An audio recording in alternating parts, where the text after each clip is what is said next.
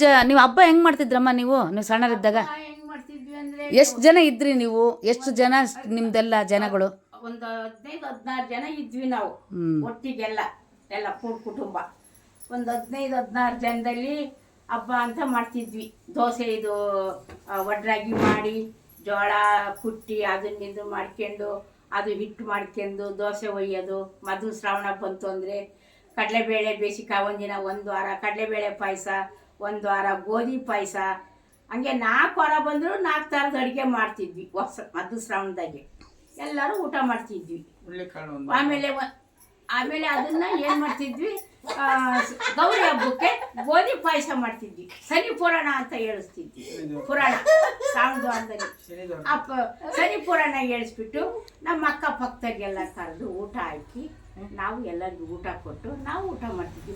ನಾಗಪ್ಪ ಕಾಲು ಬಿಟ್ಟು ನಾವು ಊಟ ಮಾಡ್ತಿದ್ವಿ. ಅಲ್ಲಿ ಗೌರಿ ಹಬ್ಬ ಮುಗಿದು. ಎಷ್ಟು ಜನ ಇದ್ರಮ್ಮ ನೀವು? ಒಂದು 15-16 ಜನ ನಾವು ಇದ್ದದ್ದು. 16 ಜನ? 15-16 ಜನ ಇದ್ದು. ನೀ ಯಾವ ಊರ ಹೆಸರು? ಸೋಮಲಾಪುರ. ನಂದಿನ ಮದುವೆ ಆಗಿಲ್ಲ ಅವಾಗ.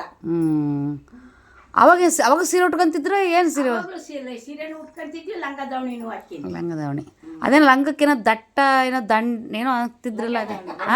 ಅಲ್ಲ ದಡೆ ಲಂಗ ದಾವಣಿ, ಲಂಗ ಕಟ್ಟ ಲಂಗ ಹಾಕ್ಯಂತಾರೆ ನೋಡು ಲಂಗ ದಾವಣಿ. ಮತ್ತು ಅವಾಗ ಬಟ್ಟೆ ಎಲ್ಲ ಹೆಂಗೆ ಅವನ್ನ ಸ್ನಾನ ಮಾಡ್ಕೊಂಡು ಅಷ್ಟು ಬಟ್ಟೆಗಳ್ನ ಹೆಂಗೆ ಮೇಂಟೈನ್ ಮಾಡ್ತಿದ್ರಿ? ಚಾನಲ್ಗೆ ಹೋಗ್ತಿದ್ವಿ. ಒಗ್ಗೆ ಚಾನಾಡಿ ಬಟ್ಟೆಗಳು ಒಂದ್ಸರಿ ಬಿದ್ರು ಪುಟ್ಟಿಗೆ ಕಟ್ಕೊಂಡು ದಬಾಕ್ಕೊಂಡು ಪುಟ್ಟೆ ಹೊತ್ಕೊಂಡು 2-3 ಜನ ಹೋಗ್ತಿದ್ವಿ ಚಾನಲ್ಗೆ ಬಟ್ಟೆ ಒಗ್ಯಕ್ಕೆ.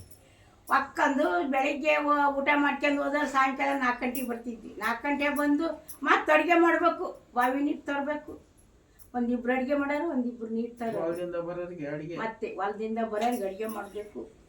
ಅಷ್ಟೆಲ್ಲ ಕೆಲಸ ನಡೀತಿದ್ವು ಅವಾಗಿನ. ನಮ್ಮ ಮದುವೆ ಆಗಿಲ್ಲ ಹುಡುಗಿಯರು ಅವಾಗ. ನಾವು ನಮ್ಮವರೆಲ್ಲ ಬರೋತ್ತಿಗೆ ಅಡುಗೆ ಮಾಡಿ ಇಟ್ಬೇಕು ನಾವು.